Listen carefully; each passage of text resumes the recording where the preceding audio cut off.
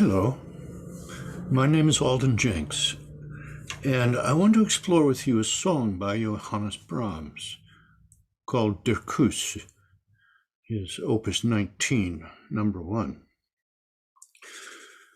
First, just a word or two about myself.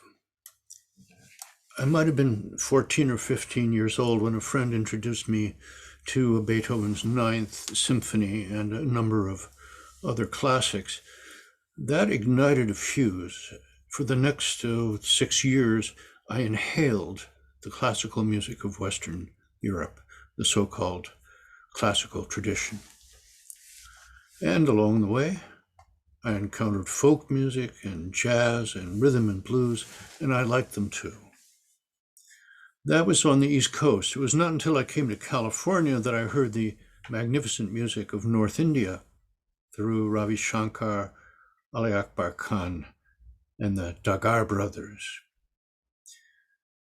So, while I admire and love the music of many cultures, past and present, I think my time is better spent reminding those who may have been distracted by the current shaming of colonialist Europe that some good arose from all that evil. Isn't it maddening that without all those kings and queens and popes, we would have had nobody to support those artists we love and their work? Well, perfection is an idea, an ideal. Reality is something else. So here we are. Okay, Brahms, Opus 19, number 1. I'm going to approach this song like this. First, I'm going to discuss the design of the vocal melody without reference either to the text or to the piano part and its harmonies. Then we'll start over and look at how the subtleties of the vocal line work with the piano part. For now, suffice it to say that the song was written in 1858 and published in 1862.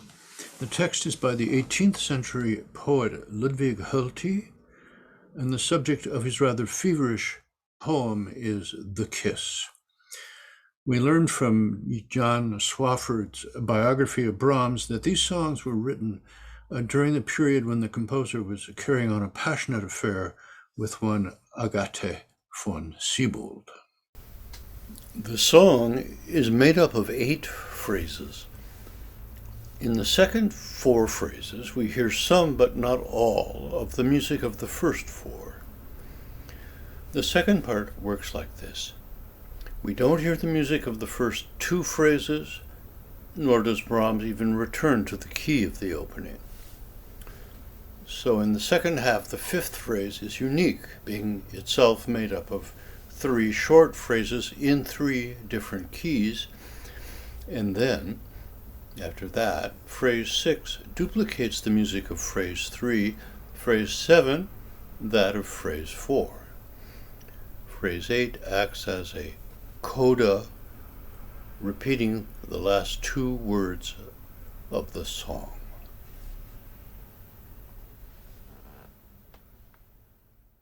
This song attracted me from the moment I first encountered it, not in concert or through a recording, but in my own fumbled sight reading, croaking the voice part.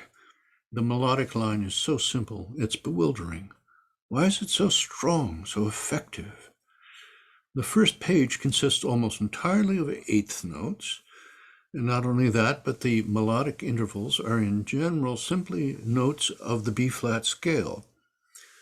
In this example, the numbers refer to the size, the width of the intervals. 1/4, 1/3, otherwise major and minor seconds. But using just these simple elements, the composer is able to describe the arc of emotions entirely suitable to the subject matter.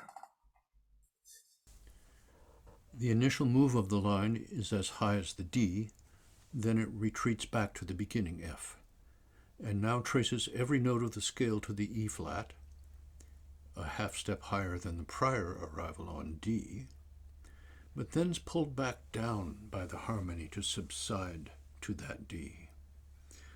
The second phrase imitates the first phrase at a higher pitch level expressing a similar sort of rising desire, this time immediately touching the F, then subsiding to A, and then another effort to exceed the limit of F, successful.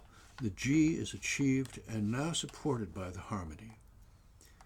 Because that second phrase ends on the inconclusive third beat of the measure, we are persuaded forward to a crescendo that takes place within a far more restricted range, where both the insistence of repeated notes and the narrowness of the range impart a certain sense of struggle or confinement, followed and freed by this gracious and inspired arpeggio.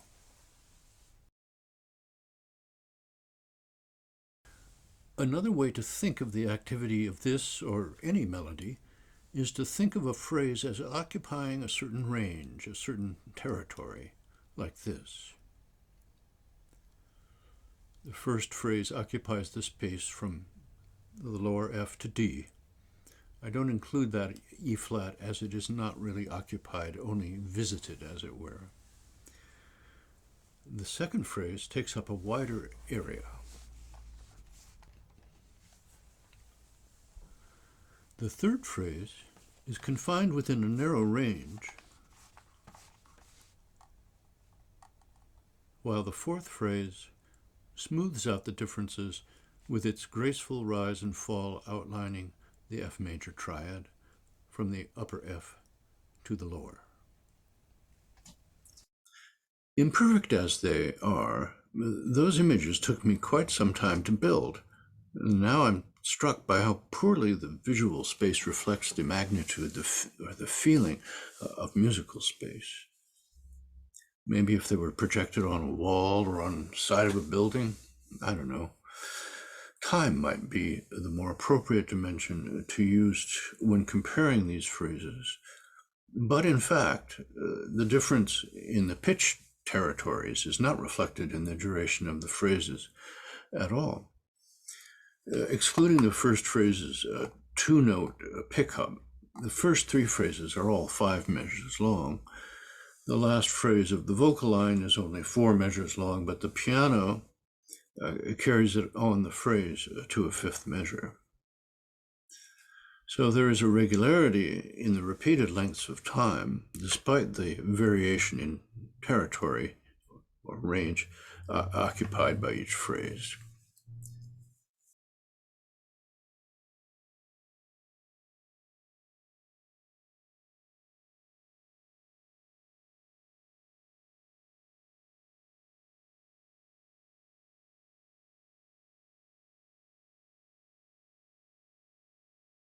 But I think something else is going on. A 5-measure phrase is 1 measure longer than the standard 4-measure pattern baked into the classical style. Here's the standard. Schubert's famous song, The Trout, it's made up entirely of 4-measure phrases. Here it is performed by the immortal Friedrich Fischer-Dieskau with Gerald Moore on the piano.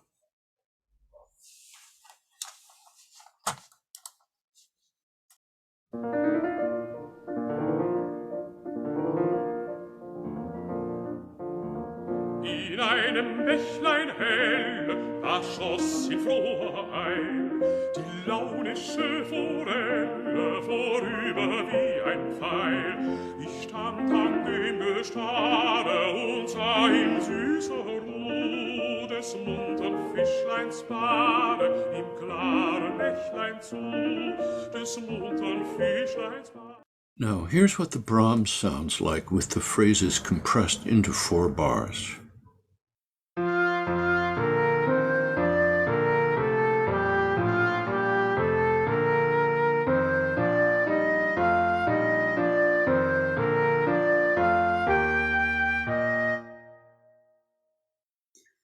Obviously less successful than the original, but I hope you sense the effect of the 5-measure length. That extra measure might in a subtle way strike us as, going too far. Well, let's listen to this much. The exemplary performers here are Andreas Zalusevic and Robert Morvai.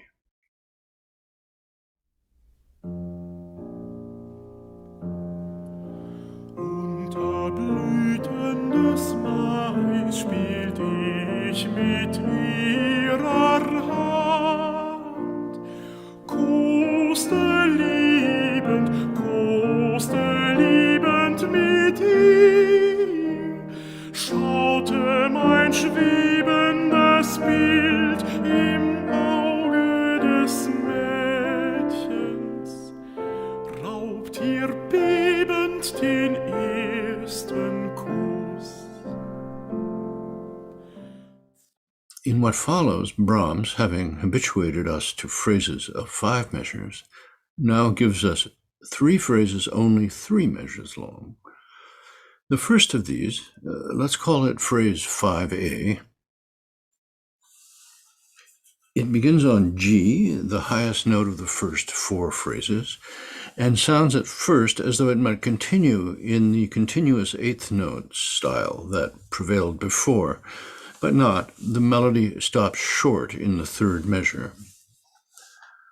I've labeled each measure as A, B, C here because I can't help noticing that the second phrase switches around the rhythms of the first, inverting the curve of the line. The rhythm of the words doesn't actually seem to require this.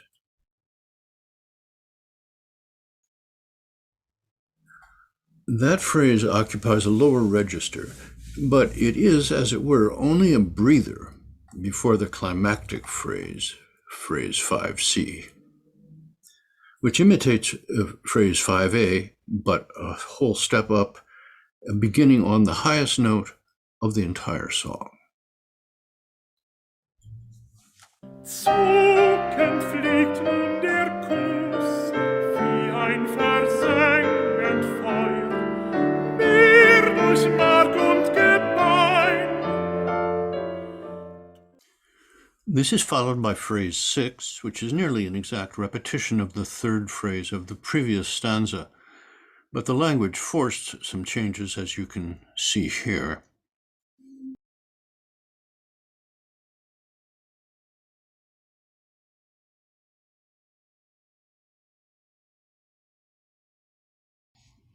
The next phrase, number 7, uses exactly the same pitches and rhythms as the 4th phrase.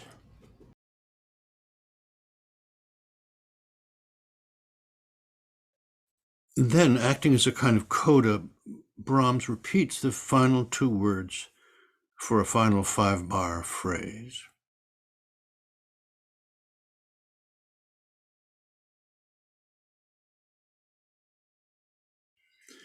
Now let's look at the piano part and how it works with this warm and passionate melody. In general, the right hand is playing that same melody. Throughout the first 2 phrases, the left hand maintains a rocking rhythm with a B flat, a pedal point, a repeated B flat in the bass.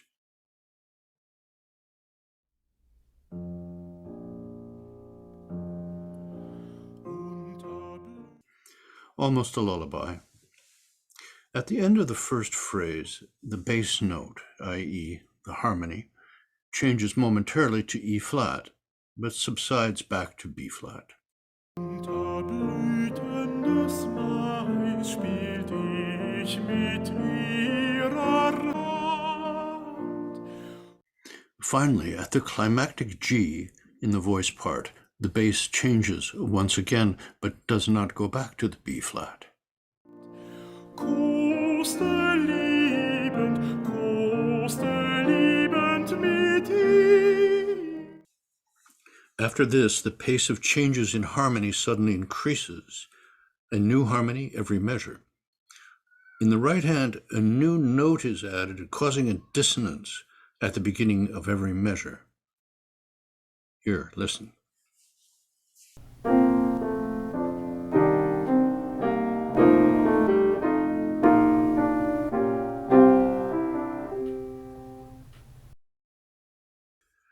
The real magic is what happens after measure 17, the end of phrase 3.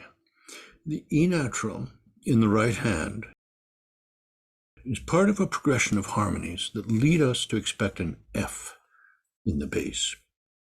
We expect the bass to change, to go to an F. which would support the F major triad arpeggio in the voice part. But it doesn't appear. The bass C remains. I'm going to start from phrase 3 with that series of delicious dissonances and leading to the all-important E natural.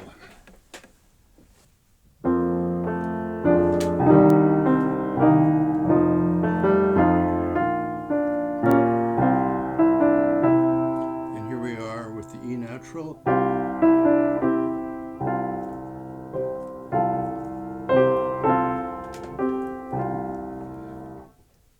Once again, let me point out that the bass does not move.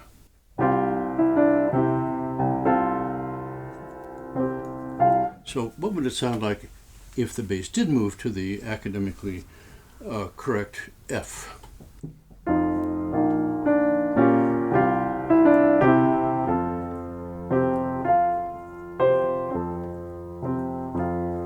And now you feel that something has arrived and something has finished. And that is not what Brahms wants. He wants to give us a sense of unfulfillment. I suppose it's kind of subtle, sure. Brahms doesn't want you to know what he's doing to you. But harmony nerds like myself can only admire how Brahms has gone against every instinct bred into every composer and failed to provide the resolving harmony demanded by that E natural. The resolution is deferred, delayed. And what is the point? What is the effect? What is the affect? Maybe you have read about Wagner's opera, Tristan and Isolde, and in particular the almost immeasurable impact in the musical world of Wagner's treatment of harmony, in particular of the dissonance. The dissonance until Wagner had been a, so to speak, wrong note, a note out of place that had to move to the right note. Here are some examples.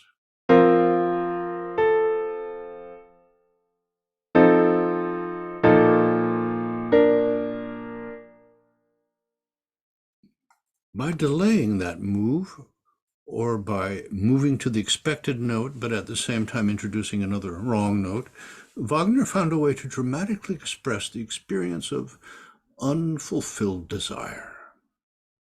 We desire the resolution of the dissonance. We don't quite get it.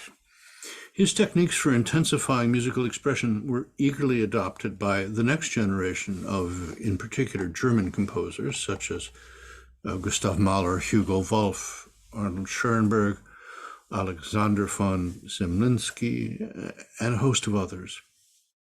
Brahms is said to have felt that Wagner was a great genius, but a dangerous example. Yet here we find Brahms, no stranger to unfulfilled desire, reaching for the very same thing, by other means. We've already seen the curves of the melody and its impassioned ascent. Now we see that Brahms will use harmony to convey the same experience, passion unfulfilled. So, as I've tried to make clear, a certain resolution is predicted by the C major harmony in measure 17, and in measure 18, the right hand and the voice give us the expected F harmony, but no F in the bass. Instead, the C from measure 17 persists throughout the entire fourth phrase. There's no way to describe this effect by any metaphor because it is an effect possible only with music and within the Western musical tradition, which developed the conventions of musical harmony. All right, marking the new phrase, phrase 5a, he manages to startle us with the new C minor harmony, marked forte. And yet that unresolved bass C is still there.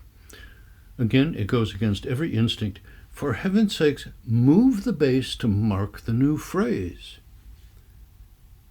It's like an amateur move of some sort.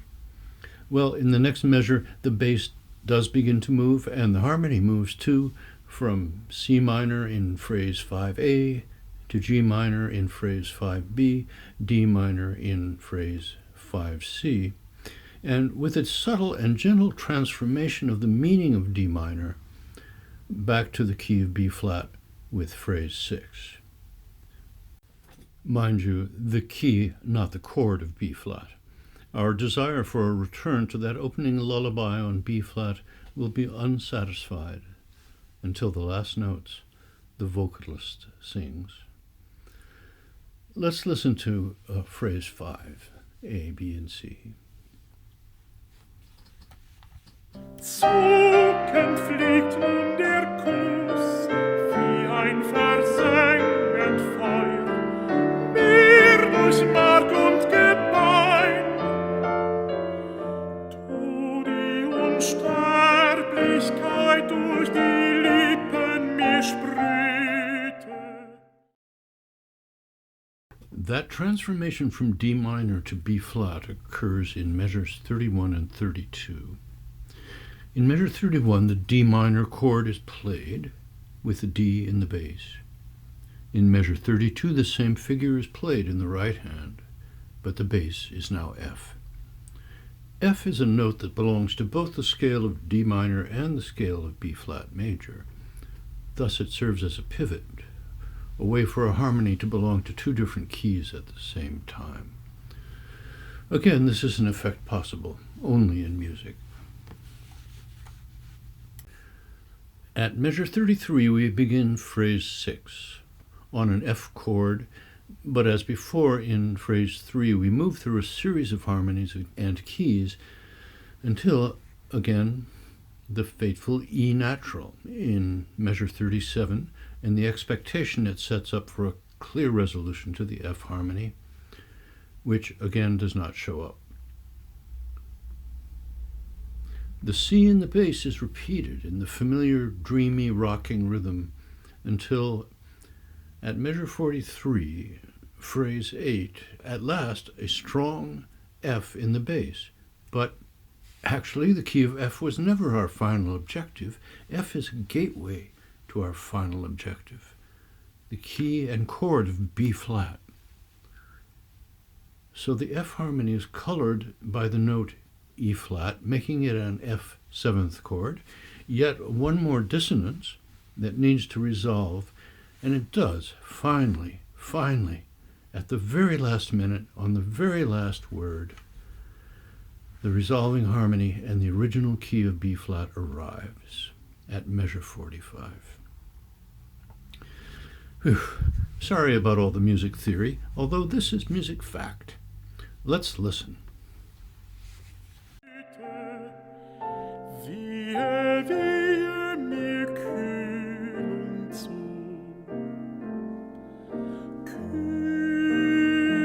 Kühlung zu.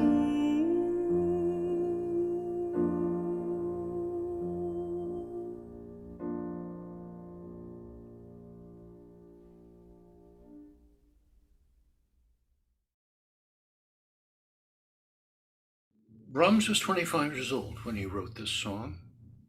Clearly, he had a taste for the most romantic texts. I've withheld this until now. Pause the video and take a long look.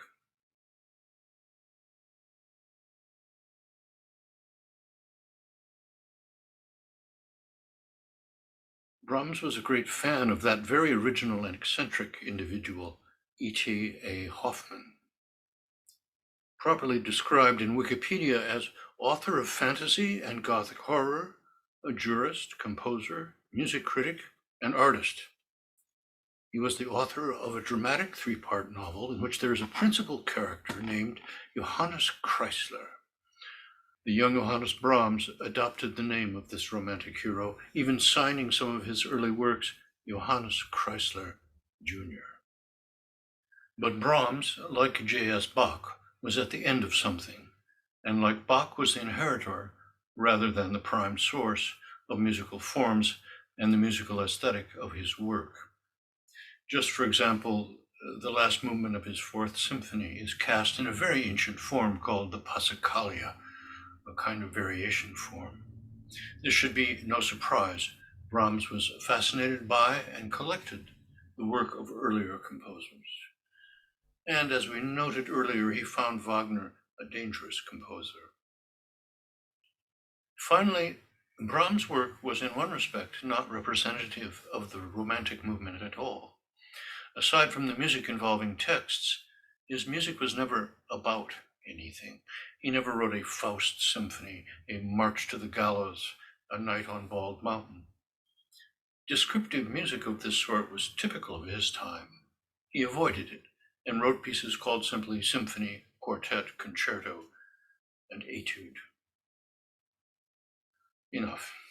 If you are really interested in Brahms, I recommend Jan Swafford's biography.